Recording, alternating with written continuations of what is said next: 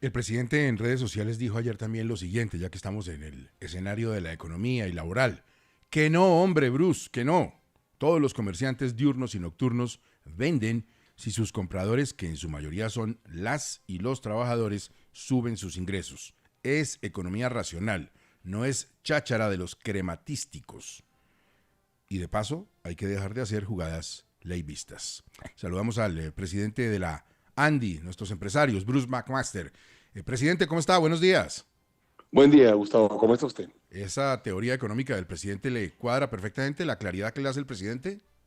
Pues además con un tonito de regaño como lo leyó usted, ¿no? Eh, la verdad es que es bien curioso porque resulta que en la mayoría de los casos en los cuales se toman decisiones laborales o se justifican decisiones laborales, se acude a esa teoría, a la teoría de que como va a haber más ingresos, entonces la economía se va a mover mal. Se va a mover más, perdón. Se le olvida al presidente, y se lo dije en un trino después cuando le respondí, se le olvida al presidente que hay una gran cantidad de comerciantes pequeños, hay una gran cantidad de microempresarios, hay una gran cantidad de empresas que están en el borde, digamos, de la viabilidad económica que probablemente cuando se les aumenten sus costos no va a poder ofrecerle oportunidades a los colombianos y ofrecerle oportunidades especialmente laborales a los colombianos, que es donde tenemos el gran problema. Se le olvida también al presidente, y se lo dije en el trino de respuesta, que el gran problema laboral en Colombia es la informalidad. Casi 6 de cada 10 trabajadores en Colombia están en condición de informalidad, que como usted sabe, Gustavo, yo he venido diciendo son trabajadores sin derechos, porque no tienen derecho absolutamente a nada, no tienen contrato de trabajo. Entonces así se lo respondí yo a él. Pero doctor Bruce, lo cierto es que a pesar de las advertencias que han hecho algunos en los gremios, los indicadores económicos y la creación de empleo en el país, porque la cifra de desempleo es positiva, por debajo de los dos dígitos, me parece, y ha estado creciendo, parecerían indicar lo contrario. El presidente tal vez lo que señala es que a pesar de esas advertencias, el empleo ha seguido creciendo. ¿No tiene él razón en eso?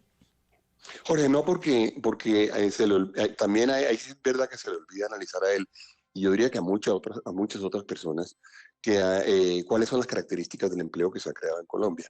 Cuando usted ve las cifras del DANE, usted se encuentra con que más de 1 millón de personas durante el último año han caído en condición de informalidad y han sido, digamos, los empleos que se han generado han sido especialmente empleos informales. El dato del DANE dice que 7 de cada 10 nuevos empleos son empleos informales.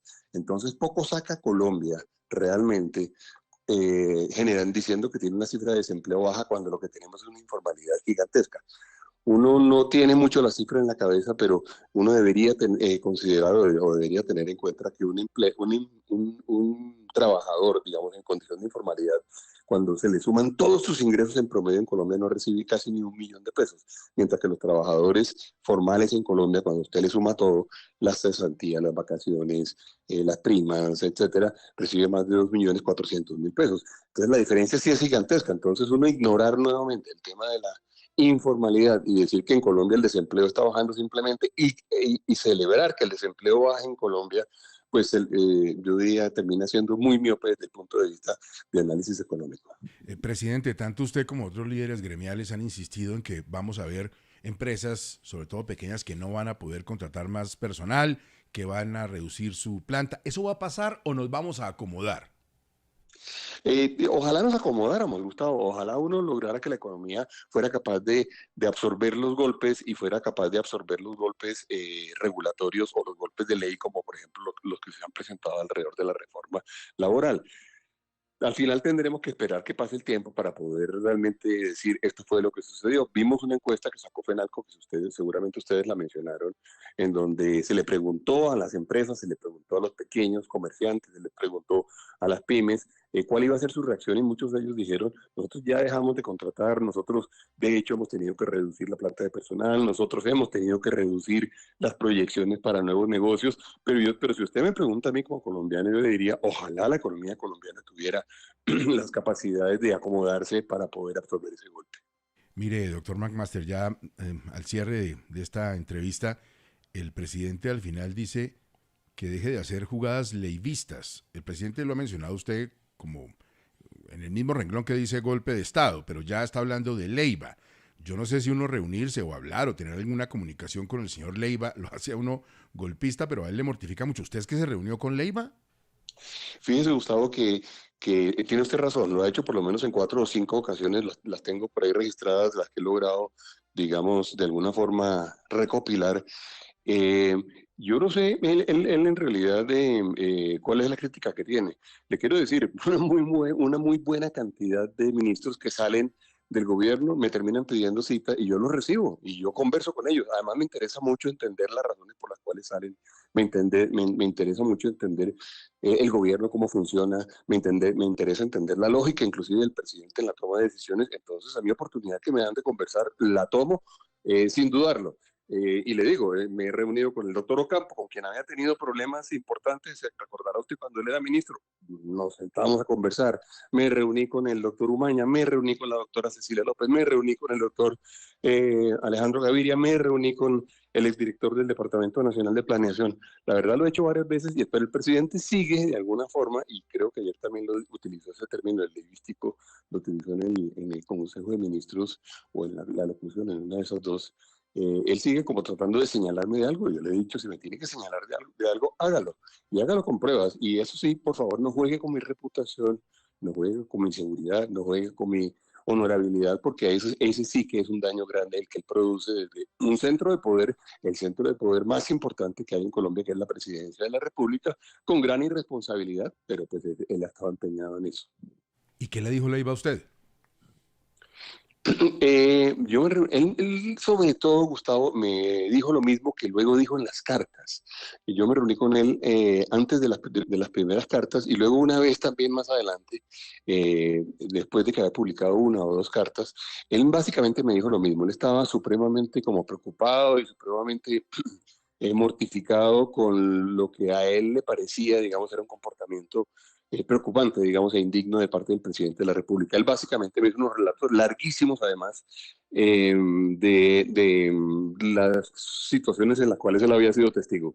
Él luego quizá fue inclusive más detallado en la carta porque hubo cartas larguísimas, como usted recuerda, pero básicamente me dijo eso. ¿Y nunca le pidió algún tipo de ayuda, un puente con otros empresarios para proponer ideas como por ejemplo que el presidente dejara de serlo? Pues por supuesto no, y además hubiera sido, digamos, tremendamente inadecuado y nosotros no lo hubiéramos aceptado en la ANDI por ninguna razón. Pero lo que sí hizo fue, digamos, expresar su preocupación. Yo inclusive le pregunté un poco, en algún momento le pregunté que por qué, en la segunda ocasión le pregunté que por qué sacaba las cartas y él dijo que porque él creía que el país tendría que saber esa verdad. Presidente, muchas gracias, muy amable.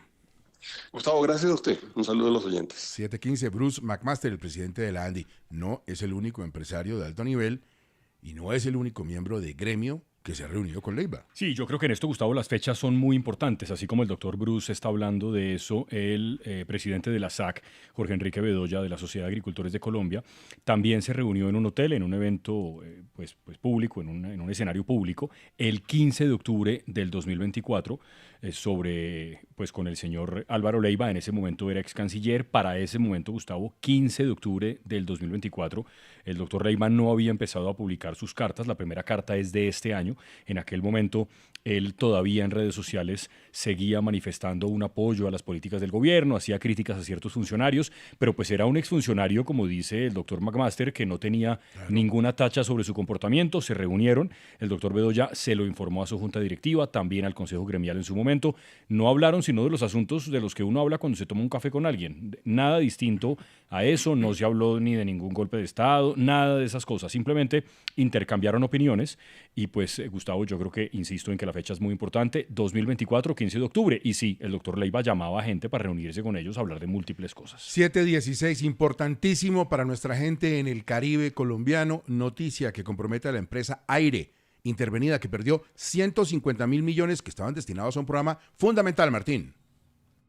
Fundamental, Gustavo, porque estos recursos estaban dirigidos especialmente para atender lo que tiene que ver con el mejoramiento de redes en zonas subnormales en los departamentos que atiende la empresa Aire Intervenida. Caracol Radio pudo establecer que la empresa Aire Intervenida no pudo presentar la póliza que requería el Ministerio de Minas porque ninguna aseguradora estuvo dispuesta a servir como garante para la ejecución de estos recursos, 150.000 millones de de pesos.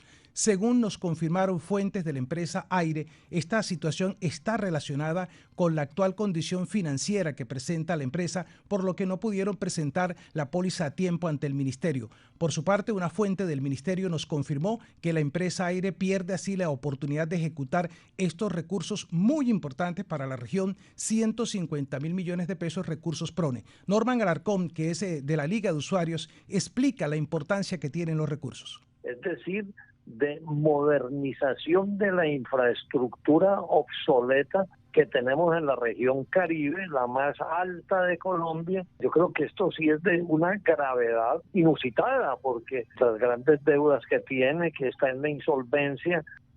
Y como hemos señalado, estos dineros tendrían que utilizarse especialmente para redes de servicio en Atlántico, La Guajira y Magdalena. Pero también, Gustavo, Caracol Radio ha logrado también un documento importante, una situación que se está presentando que muestra la gravedad de la empresa Aire intervenida. Conocimos que la empresa XM presentó un informe ante el Ministerio de Minas en el que señala que las fallas que se registraron durante la emergencia que dejó buena parte de Barranquilla y Soledad sin energía por varias horas en el mes de junio, tuvo una serie de detalles. El documento señala que hubo una atención indebida en el esquema de protección, que se presentaron demoras en la apertura inicial de interruptores y se presentaron riesgos operativos generados por fallas en el protocolo de emergencia. Esto demuestra la delicada situación que tiene hoy la empresa Aire intervenida.